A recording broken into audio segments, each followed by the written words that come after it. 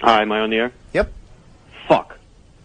Thanks. Do I have everybody's attention now?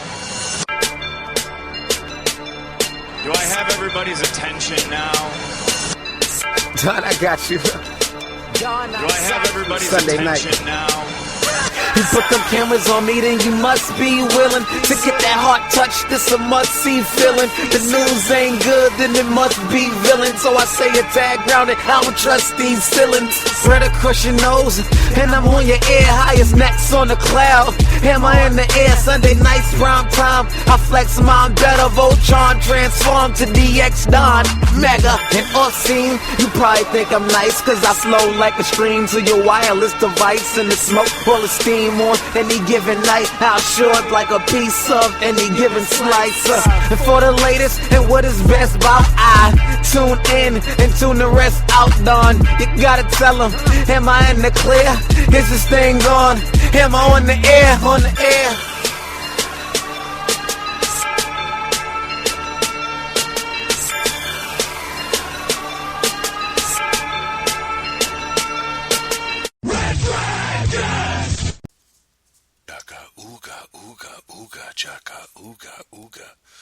What is going down, everyone? Welcome to another exciting, brand new edition of Am I on the Air? It's Sunday night, August 3rd. This is the season premiere right here. Season 9, Episode 1. Tonight's episode is Hooked on a Feeling. And we're going to be talking about Guardians of the Galaxy, the #1 film in the world. And I'm so happy to talk about it. But first things first, as you just heard coming into this show, the brand new theme song for Am I on the Air. I want to say a big, big shout out to my main man Sparrow, who came through again for me. You know, Sparrow is somebody that I go way, way back with. An awesome, independent, underground rapper out of New York City. And he's a big fan of the show. And that's so awesome for me, to have this. I mean, this dude's blowing up in New York, and he's, traveling all over the East Coast, and to have him be a fan of the show and want to do exclusive theme songs for me is a beautiful thing. It all started back when I did my wrestling show, Future Endeavors. He was a ginormous fan of Future Endeavors, and he did our Future Endeavors theme song. And then after he did that, he did the original Am I on the Air theme song that you guys hear every week for like the last couple years. He's been working on the new theme for me for a little bit, ever since I went solo on this show, once Nick dropped out. And I continued on solo. Me and him have been talking, and he's been talking about, getting me a new theme. Since the other one doesn't really kind of flow anymore, since it talks about Nick and Don and all this kind of stuff, and I love that other theme to death, and, it's always going to be a classic for me. But it was time, to get something new and something fresh and something that was, to show the new direction of the show with your, one and only host, DX Don Mega. So I just really, really want to thank Sparrow for hooking that up. I love it, dude. An amazing new theme song. I'm so happy to be able to debut it on tonight's episode. So I figured what better way than to launch off a new season. Season 8 went 23 episodes, which usually we run a little bit smaller seasons. And but I was like, you know what? Let's jump right into season 9 because we're kicking off. It's the beginning of August. We got a new theme song. We're going to talk some Guardians of the Galaxy. And we're going to do it up. So once again, thanks to Sparrow. You can follow him on Twitter at SparrowWeTrust. And Sparrow has 2 7s in it, so it's SPA77OW. So just to let you know, and you can find him on Facebook and everything too. Dude is awesome. We have, I've always promoted him, and I think I'm going to have him on the show here in the next couple weeks. We're trying to work out some dates. He's going to come on. He's going to talk about what he's been up to, and we'll probably play a new song of his. So I'm very, very excited to have Sparrow come join us here on Am I on the Air. So thanks again, my friend, for hooking it up with that new theme. It is off the chain. All right. So, with that all being said, let's get into our movie review of the day, of the weekend. It's the #1 film, like I said, and I'm talking Guardians of the Galaxy. Chris Pratt, Zoe Saldana, Dave Bautista, Vin Diesel, Bradley Cooper, Josh Brolin popping up as Thanos. Lee Pace as Ronan the Accuser. Jillian, Nebula. Yandu, Michael Rooker in there, Michael C. Riley even popping up. I mean, this cast is phenomenal. I am letting you know right off the bat when we talk about this film that this is now my favorite film of the summer. Hands down, favorite film of the summer. It gave me everything I want in a film. I love comedy, so I love to laugh. And when comedy and laughter is done the right way, with action, there's no better mix for me. Because I'm a big action buff. I love explosions. I love fight scenes. I love all of that. So when you mix good action with great humor, I'm done. I'm sold. Seal it up with a bow and send it on its way. And that's what Guardians of the Galaxy did. Plus it's a Marvel film, so it's tied into the universe.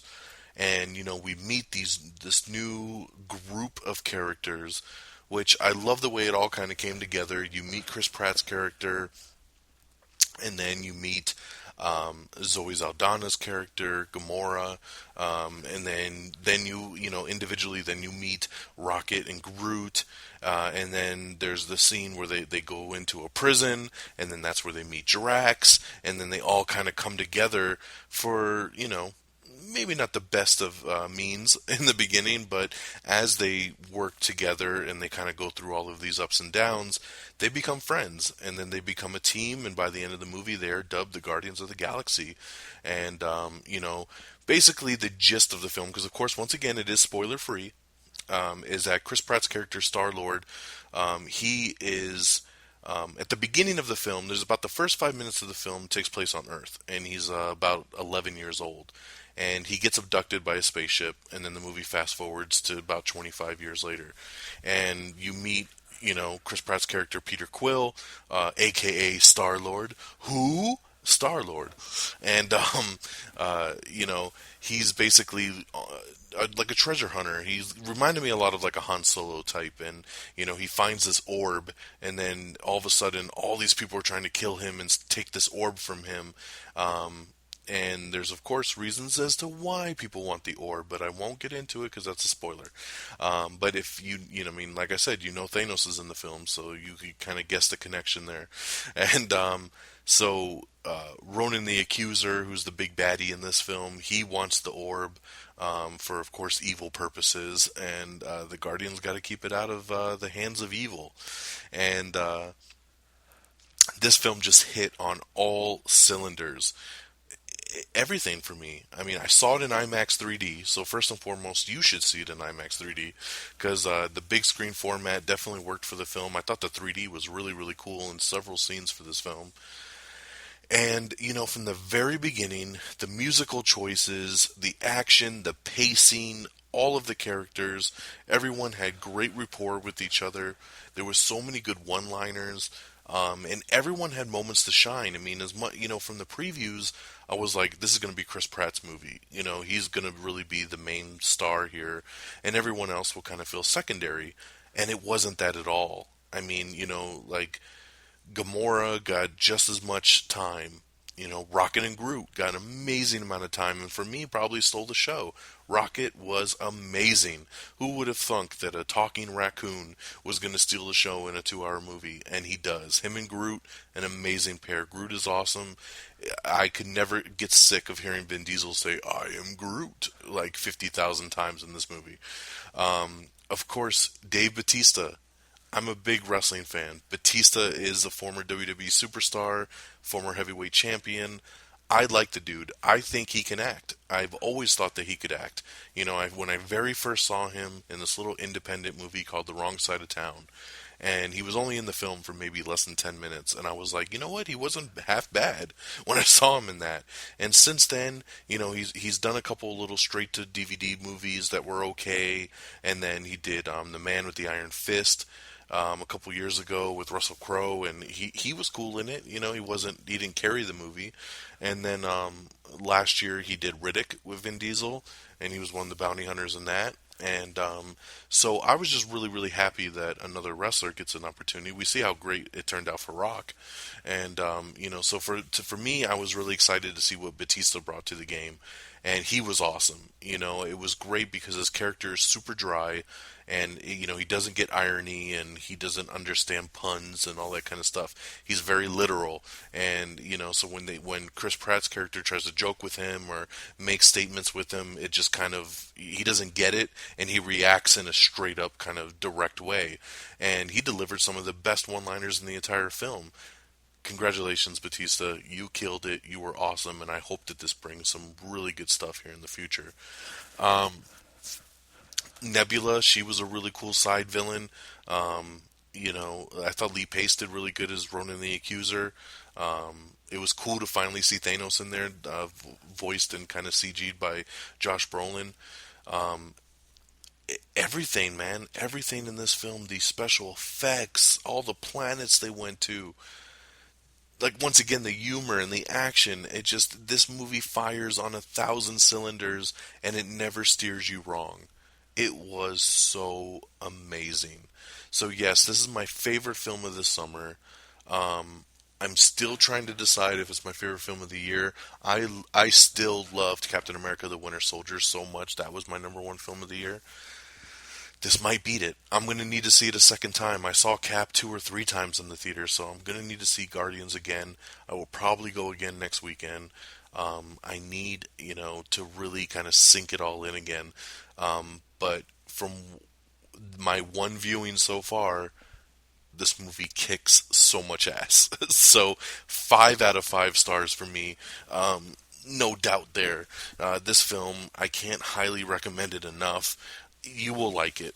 If you take a look at Rotten Tomatoes right now, the film has a 93% fresh rating and a 96% fresh audience review rating.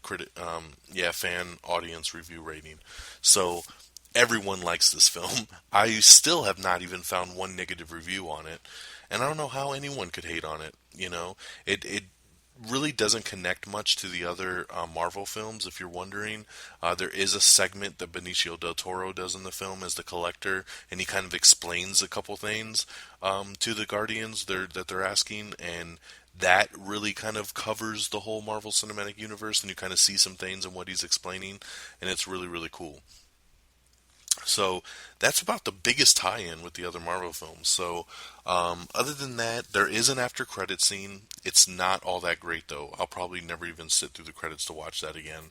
I was really disappointed because I was hoping that they were going to put in a teaser for Avengers 2, because that's the next film, and I was hoping that would be something they would tack on to the end. If they were smart, they should have done that, and then they could have got $100 million out of the box office because people would have been going to see the Avengers tag. Instead, they put a real kind of just lackluster kind of tag on at the end that really didn't do anything. There is a quick little scene right after the movie ends, right before the credits start rolling, with Drax and Groot, and it is awesome. That end scene right before the credits hit had me dying. It was so funny. It was so silly and stupid, but it was so good, and I was glad that they kind of chucked that in at the end. It just kind of shows, once again, just everything that was brought for this film. The film's already been signed for a sequel. I told you guys about this coming out of Comic-Con on last week's episode. Guardians of the Galaxy 2 will come out in 2017. So I'm happy. It looks like everybody's thrilled. James Gunn is coming back to direct, and I'm very happy about that because this guy knows this universe in and out, and I'm glad that he's coming back to return with the gang.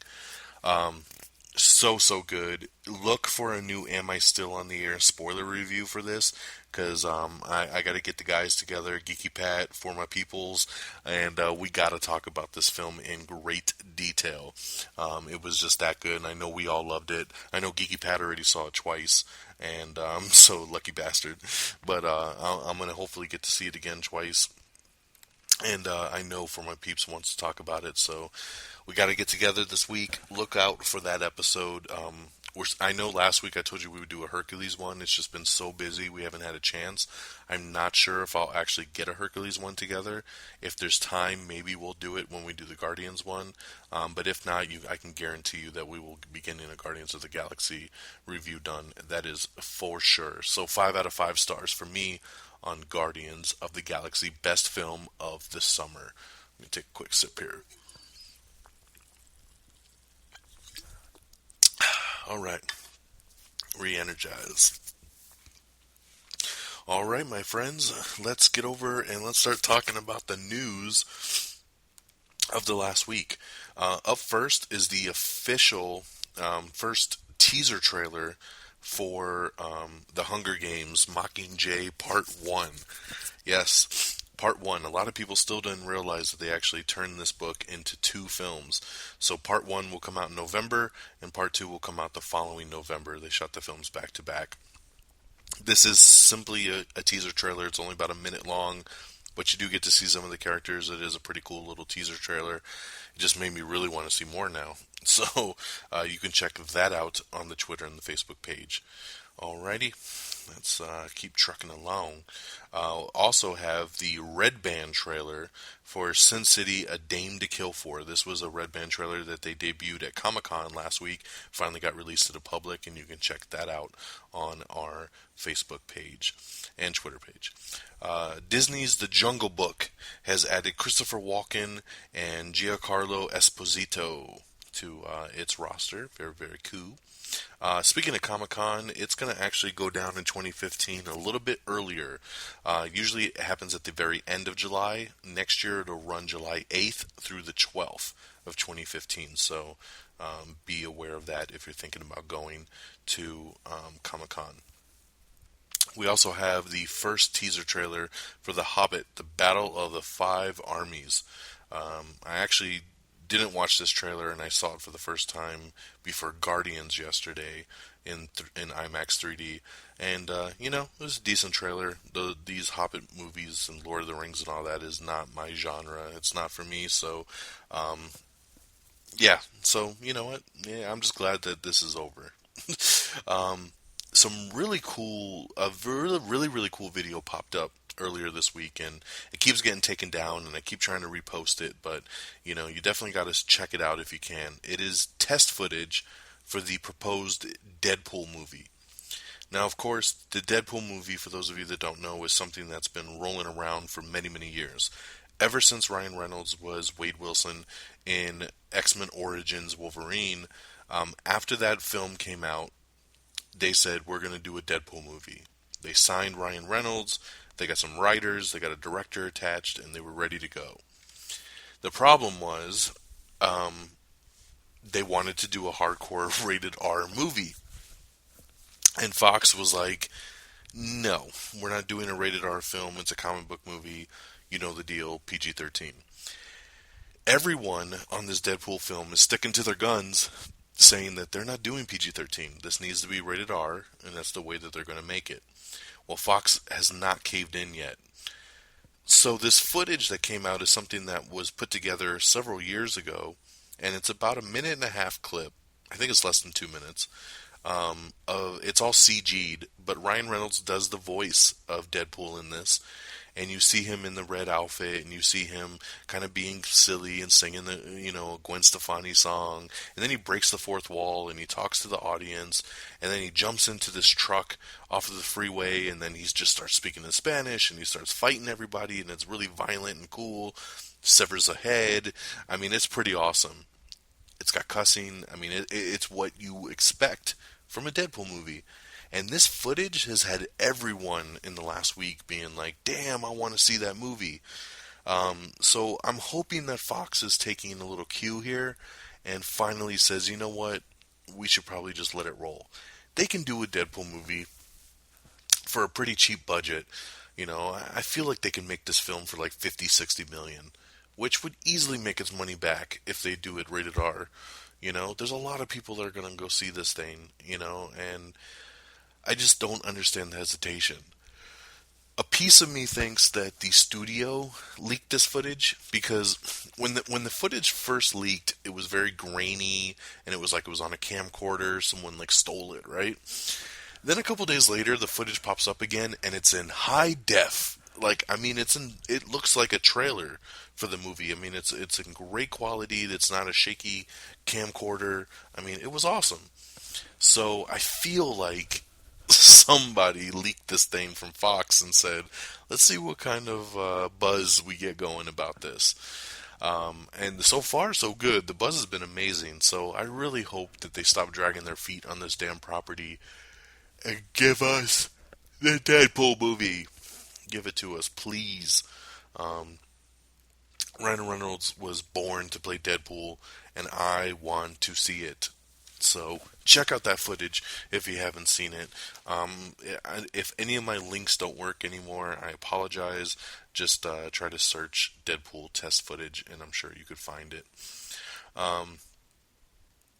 Over at Comic-Con as well, Quentin Tarantino finally confirmed, and it's been a very big speculation that he was, but he finally confirmed that he is going to be making The Hateful Eight. The Hateful Eight was that Western movie he was going to be doing about several months ago. He said, oh, my next movie is The Hateful Eight, I'm going to be doing it here soon, and then the script got leaked.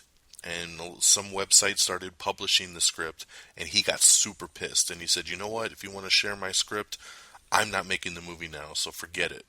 And then he said he wasn't going to do it. But people want this movie, and there's been a lot of demand for it. And after, he got to settle down for several months, he finally said, okay, I'm going to go ahead and do it. So The Hateful Eight is coming. It's supposed to start filming in the beginning of 2015. All right? Trailer report. Last week, the 50 Shades of Grey trailer dropped. And guess what?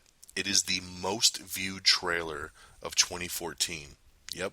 It's beat out Guardians of the Galaxy. It beat out X-Men Days of Future Past. It beat out Transformers. It's beat out everything. 50 Shades of Grey has had, in literally 1 week, over 35 million views as far as its trailer streaming on YouTube. So, that's insane. But I guess a lot of people just want to see how this thing's going to turn out. So, very, very crazy. Let's see here. Freddie Prinze Jr. came out, and if people remember this guy, and he used to be on the TV show 24, and he came out the other day, and he put out this article, and in it he was saying that Kiefer Sutherland was the most unprofessional dude in the world, and it made him want to quit acting because he was such an asshole, and he put out this whole big thing about his dealing with Kiefer.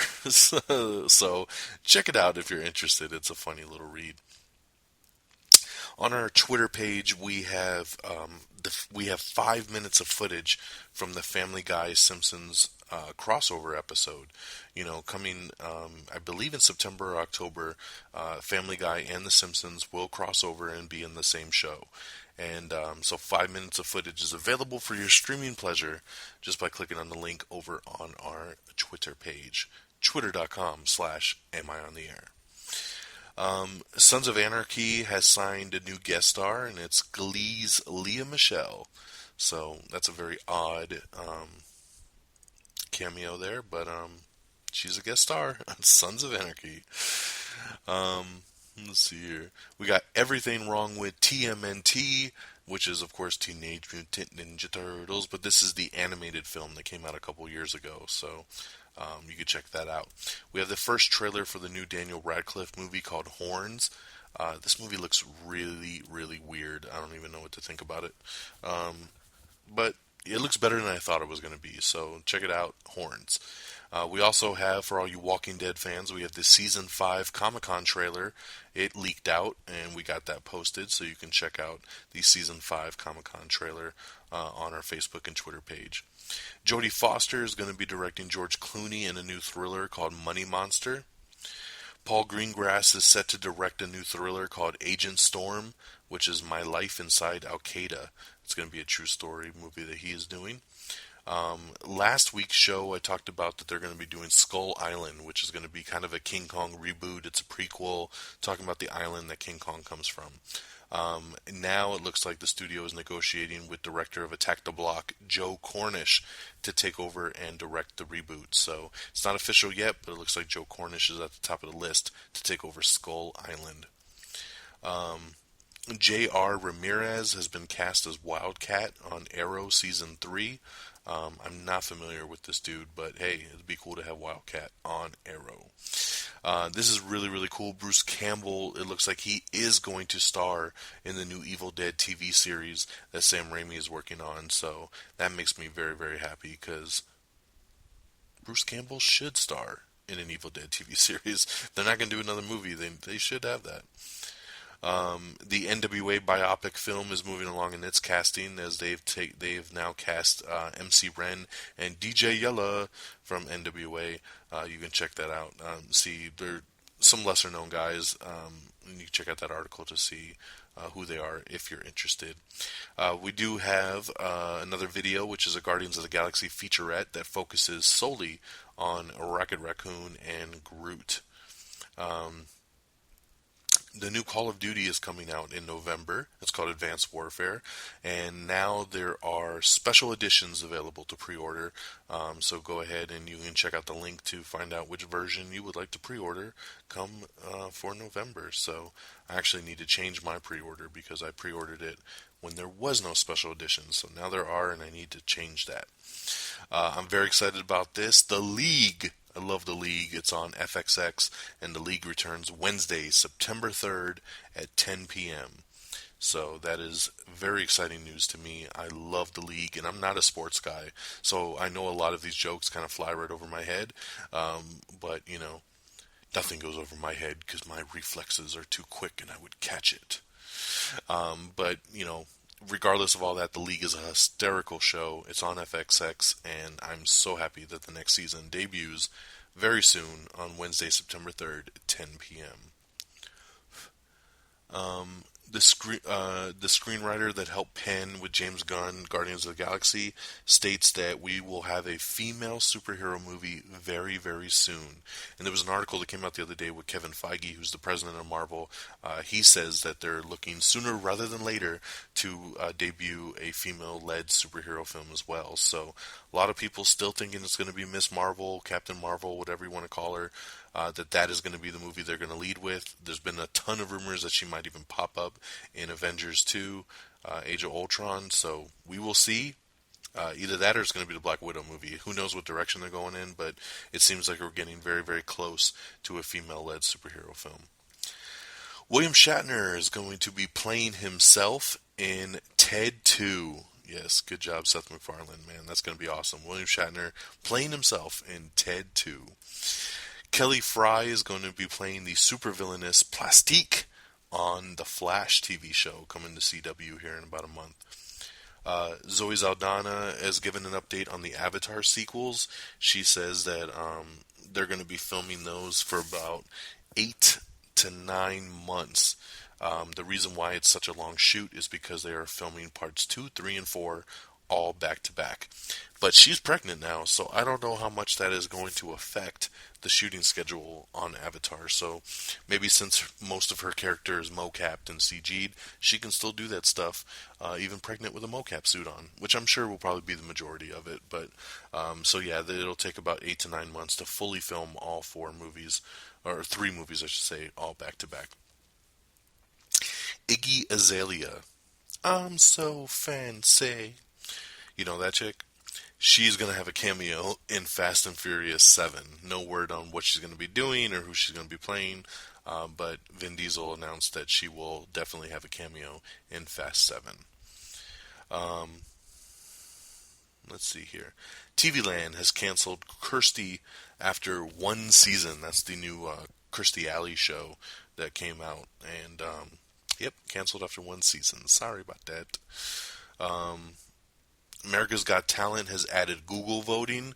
I really like this. American Idol did this earlier last year, and it was really, really cool. So I'm glad to see America's Got Talent doing it. Basically, the gist of it is if you just Google search America's Got Talent, it will pop up with everyone that performed that night. You just click on their picture, a little graph will pop up with a bar, and you just drag the bar. It'll tell you, like, you have 10 votes available, and you can drag the bar from 1 to 10 and then place your vote instantly right there on Google. So you don't even have to, like, sign in to any website. You don't have to do anything crazy, and you can make your vote count. So do it, because we need to vote for the good stuff here in America's Got Talent. VH1 has renewed the show Hit the Floor for a third season. The Blacklist has added a House of Cards alum as a new series regular. I'm trying to remember what her name is. I don't watch House of Cards. Mozanne Marno. Yeah, I don't know. That name doesn't even sound familiar at all, but Mozanne Marno has joined the Blacklist in addition to Mary Louise Parker from Weeds, and she was in the Red movies. I love Mary Louise Parker, so I'm very happy to see that she's going to be joining the Blacklist as well, because the Blacklist is an amazing show with James Spader. It was one of the big breakout hits of the TV season last year, and I'm very happy to see some new additions to that.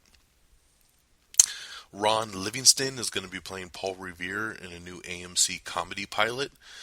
I like Ron Livingston a lot. I don't know about a Paul Revere comedy, but I guess I'll have to just see some stuff from it. Once Upon a Time has casted the Prince Hans from Frozen. They've been adding a ton of Frozen characters to this next upcoming season, so if you're interested in Once Upon a Time, go ahead and click on our links.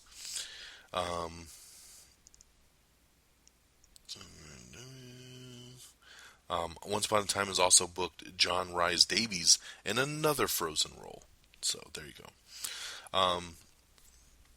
A lot of people have been asking about Wasp in the Ant-Man movie, and from the way that Michael Douglas explains it, it sounds like she is dead in this Marvel Cinematic Universe, that, you know, since he is playing an older Hank Pym, that she is dead, and basically he's trying to, you know, move on and get past her memory and just all this kind of stuff. I feel, because I know Evangeline Lilly is in the film and she plays Hope, which is their daughter. I have a feeling that Hope will be taking on the Wasp mantle before the film is over. So, because there's a lot of people complaining that there's no Wasp in this film and we don't have Janet, you know, in the movie. I think Marvel just wants to go a little bit of a different direction with it, and I think they kind of had to, since they went with an older Hank Pym. If they were going with a younger Hank Pym, I think Janet would have definitely been in it. But because they went older, they can't just do a typical Wasp. So they could have their daughter Hope pick up the mantle, which is funny because the more I read about Wasp missing, I don't feel like very many people are making the connection with the daughter stepping in. I know I am, and I hope I'm right, so then I can be like, why did no one else see this coming? For right now, I seem to be the only one thinking this, but I would be very shocked if Evangeline Lilly does not end up becoming Wasp in the new Marvel Cinematic Universe. That way we still get it, but they just do it in a little bit of a different way. And there's no reason that they can't. We got a Black Johnny Storm in the Fantastic Four reboot, so why not? Alright, let's keep it rocking and rolling. We have the new trailer for The Maze Runner, which looks pretty cool. Got a new trailer for a movie called Frank, which stars Michael Fassbender and Maggie Gyllenhaal. This movie looks so damn weird. Michael Fassbender wears a big puppet head in the entire film. I don't think he ever takes it off in this movie. It's called Frank. You need to see the trailer for yourself. It looks like a dark kind of comedy. I don't know, man, but the big head is actually pretty hilarious. So check out Frank. We have the new trailer for Night at the Museum 3, Secret of the Tomb. I don't mind the Night at the Museum movies. They're fun family films, and this third one, it gave me some laughs in the trailer, so I think you should definitely, check it out. If you're into the other two, I think it'll be cute to check out the third. So Secret of the Tomb is the official name for it, for the new Night at the Museum. I thought this was funny. Mira Sorvino and Lisa Kudrow both want to make a Romy and Michelle sequel. I would totally be down for this. I like Romy and Michelle's high school reunion, and it'd be funny funny to see them do it like maybe they'll do in like a 20-year reunion this time around or something like that. I don't know if it'll get done, but it's funny that the two of them are kind of stirring up the pot saying, hey, we want to do it. So I would be down for sure. Activision and Blizzard has revealed that over 4.6 million players took part in the Destiny beta. I was one of those. I played Destiny throughout the whole 2-week beta, and I loved it. This game is sick, and I can't wait for September 9th when the full version comes out. It was pretty damn awesome, so I truly, truly enjoyed it. Great job from Bungie with Destiny. Let's see here. We got a new Everything Wrong With, and this time it's Step Up, the original film. Step Up, of course the sequel is coming out this Friday in theaters, so we're getting prepared with an Everything Wrong With Step Up in 13 minutes or less.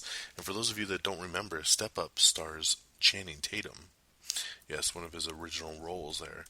The Expendables 3 dropped a new trailer. It is the final official trailer, so check that out. It's actually really, really good, but it's only about a minute long. It's a short trailer. Also got the trailer for the SpongeBob movie, Sponge Out of Water. This looks interesting. It's actually a live-action CG hybrid. Part of the movie is animated like the old cartoon TV show, and then SpongeBob and his friends go on to land. They leave the ocean, and then they become like CG, kind of like the Smurfs, interacted with the live-action stuff. And Antonio Banderas is in this, and I don't know. It looked like a movie I would love if I was tripping on acid. So check out the SpongeBob movie, Sponge Out of Water. Check out that trailer. We got an article with the Agents of S.H.I.E.L.D. producers who talk about Coulson's attempt to rebuild, Hydra's presence, and new villains and more in Season 2. So you can check that out if you're interested. Kill Bill, The Whole Bloody Affair is going to be hitting Blu-ray and select theaters in 2015. For those of you that don't know, Kill Bill, The Whole Bloody Affair is the original theatrical cut of Kill Bill that Quentin Tarantino wanted to release when it was 3.5 hours long. What happened originally with Kill Bill was just the fact that he made this really long 3.5 hour movie, and the studio said, no, we're not releasing this, we're not putting out a 3.5 hour movie, there's no way in hell. Trim it down, and Quentin didn't want to trim it down, so he did put it out in 2 parts, Kill Bill Volume 1 and Kill Bill Volume 2. That's not how he wanted to do it, though. He always intended it to be 1 film, not 2 films. And so he made this cut, which is called The Whole Bloody Affair, and it's the original 3.5 hour cut. I think there's some bonus stuff that he put in, maybe some deleted scenes that he put in, so it would have a fresher take. But in all essence, it's the 2 films put together without the cut, and you see the movie the way it was intended to be. So it'll hit Blu-ray and theaters in 2015. I love Kill Bill Part 1, but I really didn't care for Part 2. So I'd be kind of interested to see The Whole Bloody Affair, though, when that gets put out. I'll probably end up buying that on Blu-ray. Jamie Foxx is going to be taking on Mike Tyson in an upcoming biopic film. He'll be playing Mike Tyson. I think that's great. Definitely, if anybody can do it, it's going to be Jamie Foxx. So, very cool to see that. Alex Kurtzman is set to direct Universal's Mummy reboot. This is really cool. I like Alex Kurtzman. He's a great writer. I know that him and one of his writing partners are trying to relaunch this Universal cinematic universe with all the monsters like Mummy and Dracula and Frankenstein and the Wolfman. They're trying to do this, and they want to launch with this Mummy reboot. And it's been through a couple of different directors. They haven't worked out. And since Alex wrote it, the studio just said, hey, would you want to direct it? And he was like, sure. So Alex Kurtzman will be taking on directing duties on the Mummy reboot. Speaking of the Mummy reboot, it has also been given a very high-profile date, as it will now come out on June 24th, 2016. So it's got a smack dab in the middle of the summer release date, and that is very, very cool. Speaking of release dates, Universal has also finally locked down The Huntsman. For those of you that remember, Snow White and the Huntsman, yes, it's of that fame. Snow White and the Huntsman was a film that came out a couple years ago with Kristen Stewart as Snow White, and of course Thor himself, Chris Hemsworth, was the Huntsman. Charlize Theron was in it. It was a decent movie, and then after the film, they were saying they were going to do a sequel. Then there was all that controversy with Kristen Stewart because she slept with the director of the film, and he was married, and just all this stuff. So the director's not coming back, and now Kristen Stewart is not coming back. The studio wants nothing to do with that. Instead, they're going to do a spin-off movie, which I'm hearing is going to be a prequel, and the film is just called The Huntsman, and it will follow Chris Hemsworth's character in the film, and Charlize Theron will return as well as the evil queen. The Huntsman will hit theaters on April 22nd, April 22nd, 2016. So once again, The Huntsman, April 22nd, 2016, and then The Mummy reboot, which will be set in the present day. This is not a reboot of the Brendan Fraser film. It's not a sequel. It doesn't take place back in the day. This is set in present time. Mummy reboot will come out on June 24th, 2016. All right? Very, very cool. Let's keep it rocking and rolling here. Simon West, who one of his main movies was Con Air. Simon West came out the other day and said that he wants to get Nicolas Cage back, and he wants to make Con Air 2 in space. Yeah, I don't know, he's got this crazy pitch, he's got this crazy concept, and he wants to do Con Air 2 in space. We'll see if Nicolas Cage is that gung-ho for it. I don't know. I do love Con Air, though. It's one of my favorite Nicolas Cage movies, and I don't see... Going into space is never a good idea for any film, that's set on Earth. I won't say for any film overall, because we just had Guardians of the Galaxy, and it's the best film of the year, and that's all in space. But, when you take a sequel like Leprechaun in space or Jason 10, it always kind of goes to hell once you add in the space moniker. But it would be kind of cheesy and interesting to see. I think we'll get Machete in space soon here too. And this is kind of upsetting me, but the cast contract negotiations are still going on for The Big Bang Theory Season 8, and is now stalled production on the show. I talked about this on last week's episode, that the cast is kind of holding out for more money. They want that Friends money, like $1 million an episode. And the studio's kind of in a bad situation, because they've already announced that the show has been signed on for Season 8, 9, and 10, and they didn't even have the cast locked down. And the cast is basically doing the negotiation together, so no one's going to work, and they're saying, well, pay us and we'll return to work. And the studio's kind of playing hardball, and they were supposed to start filming last week, and no one went. And now production is delayed because of these contract negotiations. So hopefully this will still work out. Hopefully everybody will, meet in the middle somewhere and get what they deserve. So I hope they do. I love Big Bang Theory, and I hope that they can get this finally going. This next piece of news really makes me happy. It was finally revealed that PlayStation 4's outsold Xbox One's 3-1 so far this year. That is awesome. I'm a big PlayStation fan. I love Sony, and I hate Xbox. So to see it beat out Xbox 3-1 makes me very, very happy. We do have a picture, which is the first look as Josh Brolin as Thanos in Guardians of the Galaxy. You can click at your own risk. Some people didn't want to look at it because of spoilers or whatever. They wanted to wait till they saw Guardians. So I just wanted, it's on there if you would like to see it. If not, cool. We got an article up with James Gunn talking about some plans for Guardians of the Galaxy 2.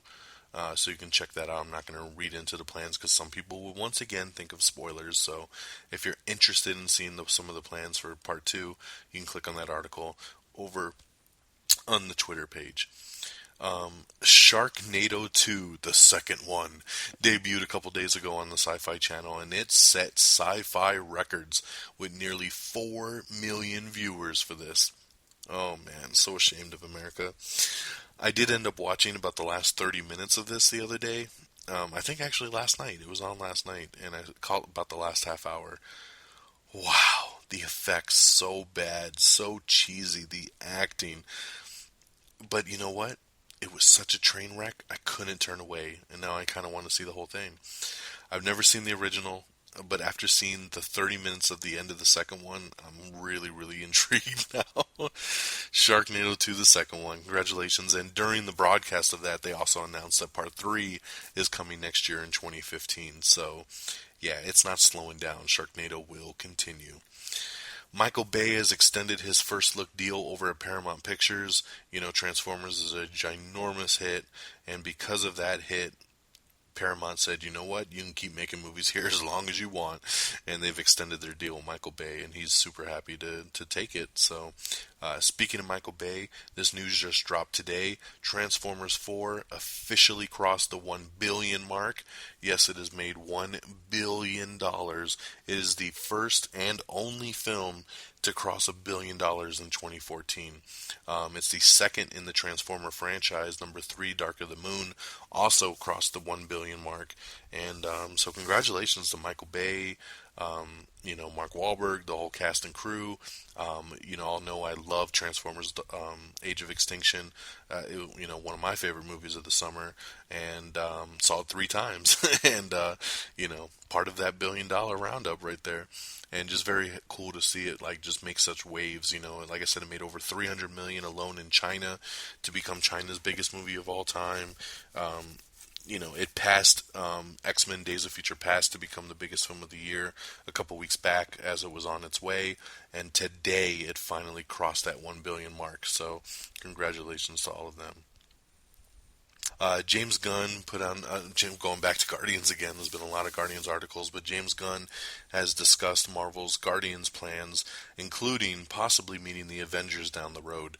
I truly believe this is going to happen, no doubt.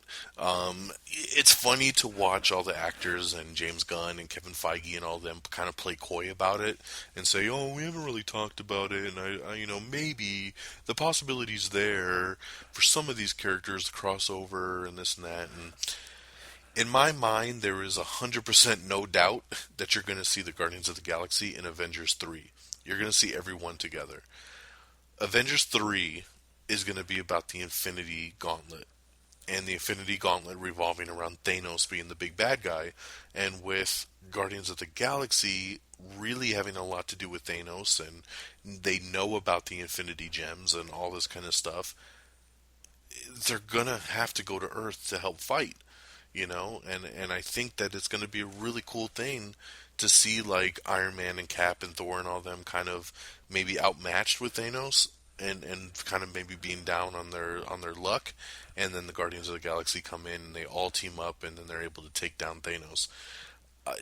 It feels like a no-brainer to me. The script is already written in my head, so I hate that they're playing so coy about it, and I can't wait to see some official stuff. I know we're very, very far away since we're only on Avengers 2, and Avengers 3 is going to be at least 3 years away, but you know what? With another Guardians in the middle of that, and everything else that's going on in the middle of that, I think we're definitely going to get the Avengers and the Guardians teaming up to take down Thanos in Avengers 3. Alright, going back to the Hunger Games Mockingjay, the soundtrack is being put together by Lorde. You know Lorde. We don't care. We're driving Cadillacs in our dreams. That Lorde. She is actually curating the entire Hunger Games Mockingjay Part 1 soundtrack. She's going to do the theme song herself, and she's picking out all the artists and songs for the rest of the soundtrack, so they kind of gave her carte blanche with that. TNT has renewed Dick Wolf's Cold Justice for a 3rd season. Allison Williams is going to be starring as Peter Pan in NBC's new live production of that. Let's see here. We got a new trailer for When the Game Stands Tall, which stars Jim Caviezel. It's a football drama movie. We have another new trailer for a movie called Space Station 76, and it stars Patrick Wilson and Liv Tyler. It's a sci-fi comedy film revolving around a space station in 1976. It's a comedy, and it looks really, really weird. Patrick Wilson reminds me a lot of Ron Burgundy in this trailer. The way he's talking, the way his mustache is, the whole nine. The trailer gave me some laughs, and I'm curious to see what they end up pulling out with this thing. But I was just like, where the hell did this movie come from? It's just really, really odd. Check it out for yourself. Space Station 76. Also have the first trailer for Into the Woods, starring Meryl Streep. It's a new Disney film, kind of taking on all of the classics from Disney. It's also a Broadway play, and I know we saw this trailer before Guardians, and my wife was super stoked. She was like, "Oh, I've heard about that. I can't wait to see it." We have the new trailer for Interstellar as well. I like this trailer. You know, the more I'm seeing about it, the more I'm getting interested. This is the new Christopher Nolan film, and I thought this trailer was done really well. It shows a lot of stuff in space, and it shows them what it looks like on a different planet, and it had a lot more footage that made me very interested. So very cool first trailer, or third trailer, I should say, overall, but first one to kind of give us some more for Interstellar. I'm so happy about this next news. NBC finally came through for me, and they've renewed Undateable for a second season. I've talked to you guys before on this show about Undateable. It's a half-hour comedy show, sitcom. They debuted it like in May, and it was just kind of a throwaway comedy. Like, no advertising. I had no idea the show was even being put together. And all of a sudden it was like, hey, new comedy tonight, Undateable, check it out. And I was like, okay, I think I will check it out because I like some of the people that were on it. And they aired 2 episodes a week because you could tell NBC just wanted to burn through them real fast. And then the season was over because they were showing 2 episodes a week. But you know what? I fell in love with this show. My wife fell in love with the show. Everyone I've told to watch it has loved it. And after the season finale, we were like, man, I hope that they renew this show. But I feel like I've had the worst luck lately with shows I like getting canceled. And I was like, you know what? It's probably not going to get renewed because it was just this throwaway comedy. They did like I said, no advertising. They just kind of chucked it on there to kind of get rid of it. Well, guess what? It did pretty damn decent in the ratings, and NBC noticed it, and they've signed it on for a second season. It'll be a little bit of a shorter season. The first one was 13 episodes. They've signed the second one to be 10 episodes. You know what? I'll take the 10 episodes. I'm so happy that the show is coming back. I hope that people support it when it comes back and don't just forget about it. I don't know when they're going to air the second season. I don't know if they're going to do the same thing and wait till like May and just have it kind of be that filler at the end of the year, or if they're going to push it up maybe, earlier in the year and put it like back to back with something. I don't know. All I know is that this show is awesome and you should catch up on it on NBC.com or Hulu or on demand, whatever you need to do. Check out Undateable because it's totally worth it and it's super hilarious. And I'm so proud that NBC has decided to renew it for a second season. So happy. All right. David Zayas from Dexter fame has joined the Gotham TV show. He's going to be playing mob boss Sal Maroni. So that is really cool. I like David. He is really, really cool. So I look forward to seeing him on Gotham. We also have, let's see here. Oh, the Harry Potter books are getting brand new covers starting on September 1st. So if you're a big Harry Potter nerd and you need to have all the books in all their latest forms, check them out in your bookstores on September 1st. Guardians of the Galaxy, again, when it opened on Thursday night, it made $11.2 million. 11.2, which was the biggest Thursday night showings of any movie of 2014. So that was a real big indication that this was going to be a big hit right out the gate with a massive Thursday night showing. So congratulations once again to everyone involved with Guardians. We have a new trailer for a movie called Stonehurst Asylum, which stars Ben Kingsley and Kate Beckinsale, so you can check that out. Andy Serkis is directing a new Jungle Book movie. It's officially been titled Jungle Book Origins, and it's been set for an October 2016 release date. Universal has also set Clifford the Big Red Dog release date for April 2016 as well. We have an article up on who was that in the post-credit sequence of Guardians of the Galaxy.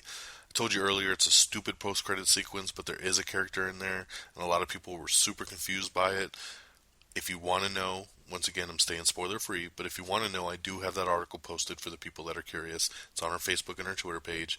It's called Who Was That in the Post-Credit Sequence. Ghostbusters 3 is changing up here. It's now targeting Paul Feig as director. Paul did Bridesmaids, and he did The Heat 2 years ago. Funny dude. And he's looking to take on Ghostbusters 3, which now they're saying it will be mostly a reboot, and it will follow a new group of female Ghostbusters. A lot of people pissed off about this. You know, Ghostbusters 3 was supposed to originally be a continuation with the original group. Then, you know, the script changed, and unfortunately some people died, and you know, it went through a lot of different changes, and then it looked like it was going to be a pass off to a new group of Ghostbusters. And now, if Paul Feig takes it on, he loves working with females, and he wants to turn it into a female-centric Ghostbusters film, which I'm kind of okay with. I think it'd be interesting, depending on which girls they get. Like, I would love if they got, like, Tina Fey and Kristen Wiig and Amy Poehler, maybe something like that. Melissa McCarthy, like, get those all together, yeah, to be your new Ghostbusters. That would be pretty damn hilarious.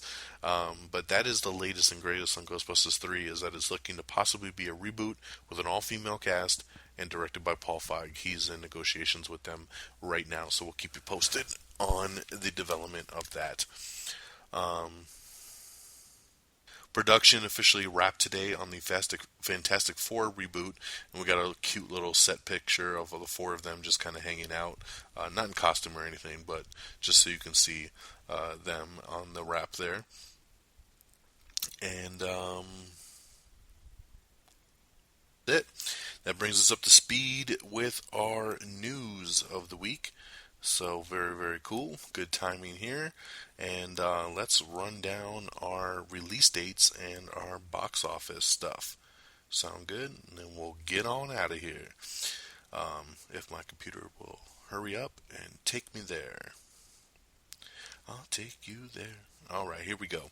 On DVD and Blu-ray on Tuesday is going to be Need for Speed, Divergent, and God's Not Dead. I really liked Need for Speed, so I'm actually going to be picking that up on Tuesday, and I recommend you check it out as well. It was a fun movie. In theaters on Friday is going to be Teenage Mutant Ninja Turtles, Into the Storm, Step Up, All In, and The 100-Foot Journey. So, a handful of movies coming in. I plan to check out Teenage Mutant Ninja Turtles and Into the Storm. So, I know Geeky Pat is into disaster films, so I think me and him might check out Into the Storm. We'll work that out this week, and we're definitely going to figure out a time to see Teenage Mutant Ninja Turtles. And right now, let's get into our box office. Coming in number 10, it's A Most Wanted Man with $3.3 million. Number 9 is In So It Goes with $3.3 million. Number 8 is Sex Tape with $3.5 million. Number 7 is The Purge: Anarchy, $5.5 million. Number 6 is Planes, Fire and Rescue, $6.4 million. Number 5 is Dawn of the Planet of the Apes with $8.7 million. Number 4 is Hercules with $10.7 million. Number 3 is Get On Up, the new James Brown biopic film. That was the other big debut this weekend. It came in at number 3 with $14 million, a little bit below what their expectations were. Number 2 is Lucy. That was last week's number 1. Lucy fell to number 2 with $18.3 million. And your number 1 film, we've talked about it a lot tonight, Ooga chaka, ooga, ooga, ooga chaka. I'm hooked on a feeling. Tonight's show title is in honor of it. It's Guardians of the Galaxy, $94 million. And I gotta say, an amazing box office for Guardians of the Galaxy. It really, really is.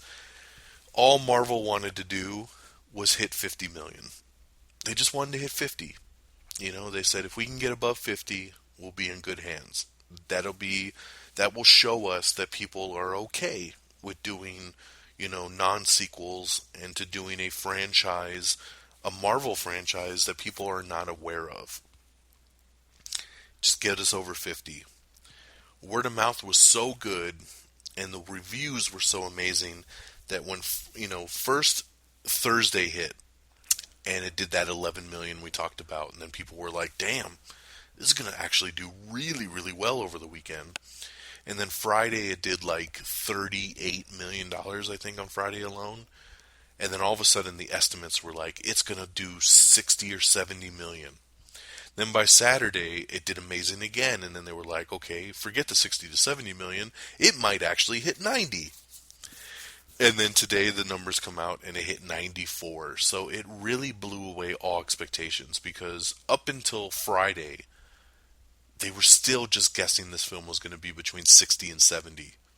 And it did 94. So amazing. It's the third biggest debut of the year. Transformers Age of Extinction did 100. Captain America the Winter Soldier did 96. And then here is Guardians of the Galaxy with 94. So congratulations, the third biggest debut of the year. 2 Marvel films in the top 3. That is amazing. Although not enough for me for a personal bet that I made. Me and my brother-in-law were betting on the box office, and we had the over-under set at 97 million. And he had the under, and I had the over. I really truly thought Guardians, based on how much the Thursday night shows were and the Friday night shows were, if it had kept up its full pace, it should have hit 100 million. And I was really thinking it was. I mean, in my mind, I thought Guardians was going to hit 105. I really thought it was going to cross the $100 million mark and be the biggest film of the year. I was close, but it was under 97 million, which means my brother-in-law won, and now I got to buy him dinner on Tuesday. So more people should have gone and saw Guardians. I'm still got my fingers crossed that tomorrow morning the final weekend numbers will come out and the predictions will be wrong, and they'll say it actually ended up making $98 million. Then all of a sudden that would be funny to go to him and be like, actually, I won. You owe me dinner on Tuesday. But it'll be a little bit of a stretch for that. But you know, it was a fun bet to take, and it was close, and I'm just glad that it did as amazing as it did, because it truly deserves it. 5 out of 5 stars. Best movie of the summer. There's your box office, ladies and gentlemen, and that will wrap us tonight. Let me shout out. One big shout out I want to do is you need to check out the People's Forum. The People's Forum with my boy For My Peoples on Twitter at the number 4 My Peoples PEEPLES. He launched his show, The People's Forum, about a month ago, and he wanted to debut his first episode with the history of comic book movies. And I was fortunate enough that he asked me to come on it, so I went on it along with his other friend Fred. And we talked comic book films, and it was supposed to be one big debut episode. We talked for about 2 hours, and we only got from 1979 to about 2000. Actually, I don't even think we hit the 2000s. We hit like the late 90s. And then we stopped. We were like, wow, that took all of our time. So we'll finish on the second part. So we did a second part. Went another 2 hours. Still didn't finish. So the second part is available for you to check out, which is basically like 2000 to 2008. And then we said, okay, we'll do a third part and we'll finish this baby up. We recorded for 4 hours. I shit you not. 4 hours to wrap this conversation up. So, in turn, he has taken that 4-hour episode and he has now chopped it in half. So, we have part 3, which was just posted a couple days ago, which talks about pretty much the rest of the 2000s. And part 4, and the final part, will be released sometime this week, probably on Wednesday or so. They're great episodes. They're a ton of fun. I was so happy to be on it, so thanks, peeps, for having me on again. I really enjoyed talking comic book movies, and obviously we all enjoy talking about it. Hence, 8 hours worth of conversation to talk about, 20 years of comic book films. So, but it's fun, and I think you'll really enjoy it. So if you're interested in comic book movies, go to reddragonsradio.com, click on the People's Forum, and check out the 3 posted episodes of the history of comic book films from the People's Forum, featuring yours truly, Don Mega. Alright, so that's my first shout out there. Check out the People's Forum. Second one, check out This Week with the Geek. my boy Geeky Pat, who of course joins us on the Am I Still on the Air spoiler reviews. Just saw Guardians with him. He's got his show this week with the Geek. He just did a big wrap up of Comic-Con on his latest episode. So if you really want to hear everything about Comic-Con, like movie news, like I kind of talked about, but he really gets into like some video game stuff and of course the actual comic book stuff. If you're interested in that, check out the latest This Week with the Geek that you can also find right there on Red Dragons Radio. Speaking of Red Dragons Radio, that should be your bookmark site. Check it out because that's where you can listen to Am I on the Air. It's where you can listen to our Am I Still on the Airs. You can listen to This Week with the Geek. You can listen to the People's Forum. You can listen to Pro Wrestling Nation. You can listen to Inside the Ropes. There's a lot of stuff right there on Red Dragons Radio. Go ahead and like it on Facebook over at facebook.com/Red Dragons Radio and follow on Twitter at Red Dragons Radio. So if you follow on Twitter, you'll see the tweets, promoting all the shows, and you'll always see when new episodes get posted and, different kind of scheduling options and this and that. So it's a good Twitter feed to follow. So thanks for our affiliates over at Red Dragons Radio. For myself, ladies and gentlemen, my official webpage is amiontheair.com. That's your big hub, so bookmark that. You can like us on Facebook at facebook.com/amiontheair. You can follow us on Twitter at twitter.com/amiontheair. You can follow me on Twitter at dxdonmega. You can find us on iTunes. You can subscribe and download us. A lot of people love the iTunes. If you need the iTunes tab, if you're having trouble finding our site for some reason, if you just go to our webpage at amiontheair.com, you can click on the iTunes tab, and there's a button right there that says subscribe on iTunes, and you can just click it, and it'll take you there automatically. If you like to stream on the go, Stitcher is the website for that, and that's where you can find all of our episodes on the go, is through the Stitcher app for your mobile device and tablets and everything. I think that'll do it. So thank you once again for tuning in. Check out our next episode where we'll talk about Teenage Mutant Ninja Turtles and maybe Into the Storm. And then also look for later this week to see the new Am I Still on the Air Guardians of the Galaxy spoiler review. Looking very, very forward to diving into that in all of its glory. So till then, ladies and gentlemen, I have been your host, Don Mega, and thank you so much for supporting me and tuning in week after week. I really appreciate it for this Season 9 premiere. Hope you enjoyed the new theme. Thanks again to Sparrow. Have a great night, have a great week, and we'll catch you next time right here on Am I on the Air. Peace. Red Dragons!